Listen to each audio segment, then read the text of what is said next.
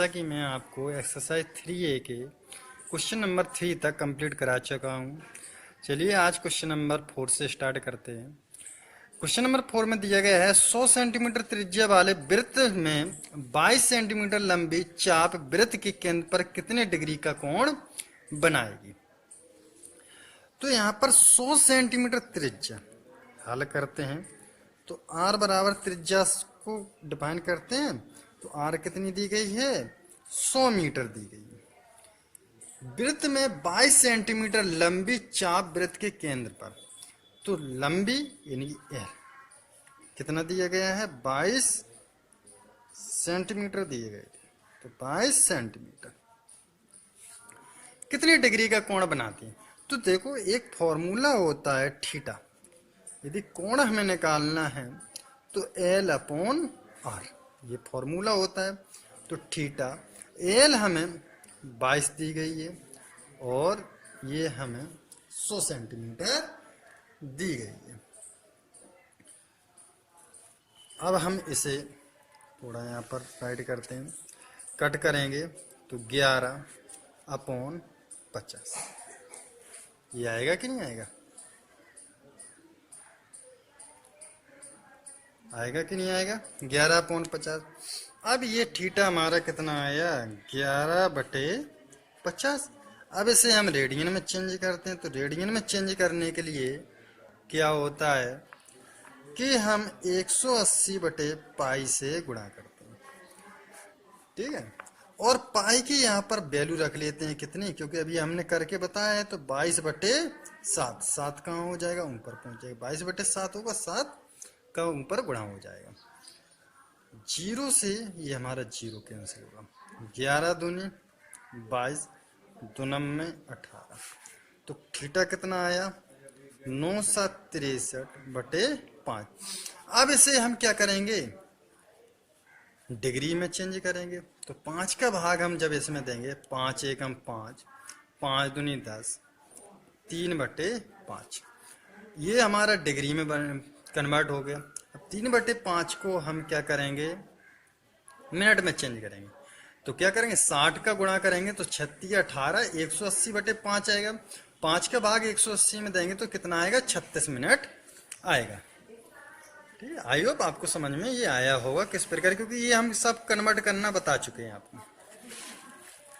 Next question देखो, एक वृत्त जिसका व्यास 40 सेंटीमीटर है कि एक जीवा की लंबाई 20 सेंटीमीटर है, तो इसके संगत छोटे चाप की लंबाई ज्ञात है। तो ये दिया गया है हमें कि एक जो वृत्त है, एक वृत्त इसकी जो व्यास है वो 40 सेंटीमीटर दिया गया। तो क्या दिया गया, हम सॉल्व करते हैं इसे।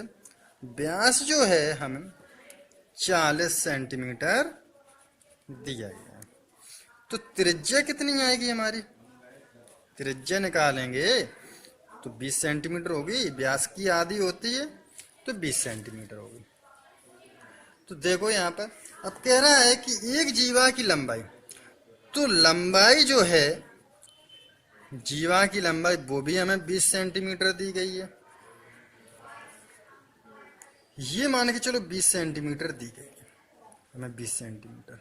ये कोई जीवा है, ये 20 सेंटीमीटर, और इसकी जो त्रिज्या है केंद्र से अगर हम वृत्त की परिधि को मिलाएं तो ये त्रिज्या ही मानी जाती है, ये भी 20 सेंटीमीटर है। और ये भी देखो हमने परिधि पे मिलाई तो ये 20 सेंटीमीटर। तो ये कौन सा त्रिभुज बन रहा है, तो ये देखो 20 सेंटीमीटर ये है, 20 सेंटीमीटर ये है, 20 सेंटीमीटर, तो ये समबाहु त्रिभुज बन रहा है। अब समबाहु त्रिभुज का प्रत्येक कोण कितना होता है 60 अंश होता है कि नहीं होता, प्रत्येक कोण 60। तो थीटा बराबर हमारा कितना आ गया 60। अगर इसे रेडियन में चेंज करें तो कितना होगा π/3 होगा कि नहीं होगा। अब यहाँ पर पूछा गया छोटे चाप की लंबाई ज्ञात कीजिए, तो थीटा बराबर L अपॉन R होता है, तो L बराबर क्या होगा थीटा इंटू R होगा कि नहीं होगा। L थीटा है हमारा π/3 और R कितनी दी गई है 20, तो कितना आ जाएगा 20 π/3 3 ये सेंटीमीटर, ये हो जाएगा। तो ये हो गया हमारा क्वेश्चन नंबर 5। अब नेक्स्ट क्वेश्चन जो 6 है, दिया गया है यदि दो वृत्तों, हम पढ़ के सुनाते हैं आपको क्वेश्चन, देखो आप लोग बुक में, यदि दो वृत्तों की समान लंबाई वाले, कैसी दी गई है, दो वृत्तों की लंबाई जो है समान दी गई है, एल बराबर L1 और L2 हमें बराबर दी गई हैं। दो वृत्त हैं इसलिए हमने L1 और L2 मान लिए।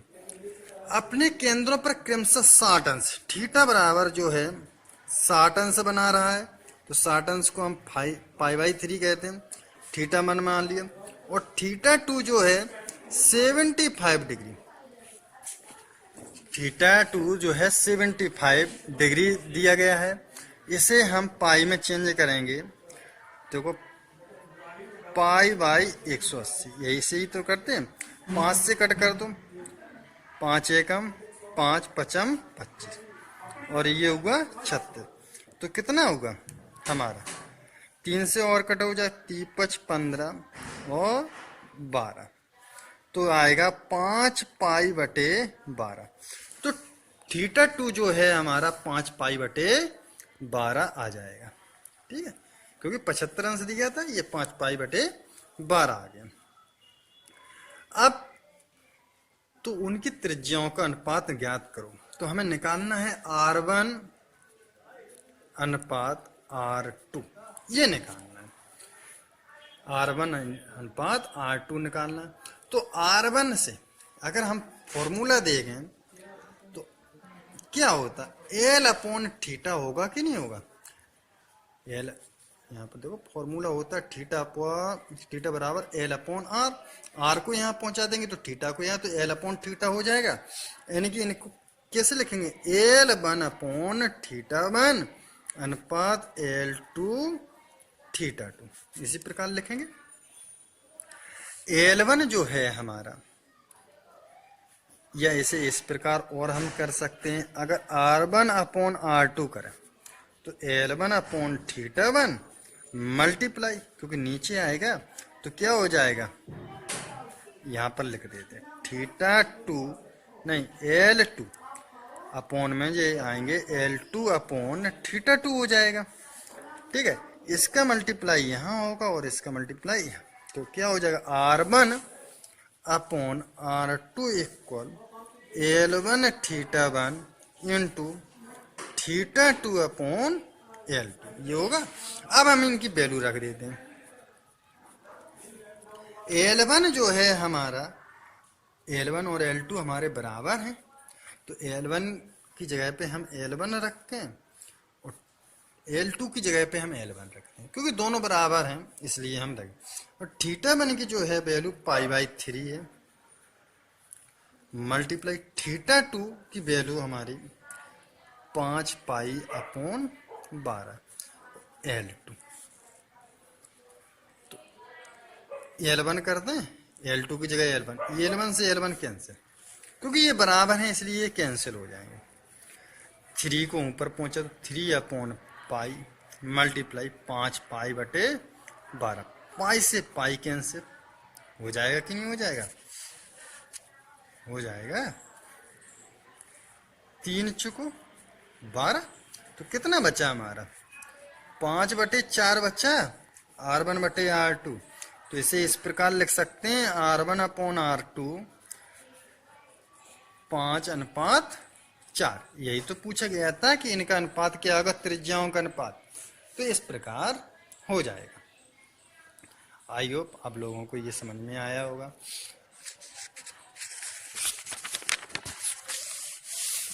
क्वेश्चन नंबर, ये लास्ट क्वेश्चन है हमारा, दिया गया है 75 सेंटीमीटर लंबाई, तो यहाँ पर हमें L बराबर जो है 75 सेंटीमीटर दिया गया है। एक दोलायमान दोलक का एक सिरे से दूसरे सिरे तक दोलन करता है। एक कोई हमारा दोलन है, वो हमारा एक सिरे से दूसरे सिरे तक दोलन करता है, जो कोण बनाता है उसकी माप रेडियन में ज्ञात कीजिए, ठीक है। उसकी माप रेडियन में ज्ञात करना है हमें, यानी कोण निकालना है। जबकि उसकी नोक द्वारा बनाए गए चाप की लंबाई जो है वो क्या है हमारी फर्स्ट में 10 सेंटीमीटर। तो यहाँ पर देखो एल बराबर नहीं दिया है, या ये हमारा आर बराबर होगा क्योंकि 75 सेंटीमीटर का दोलक है, ये 75 सेंटीमीटर का दोलक है। ये केंद्र से लेके यहाँ हमारा ये बना रहा है।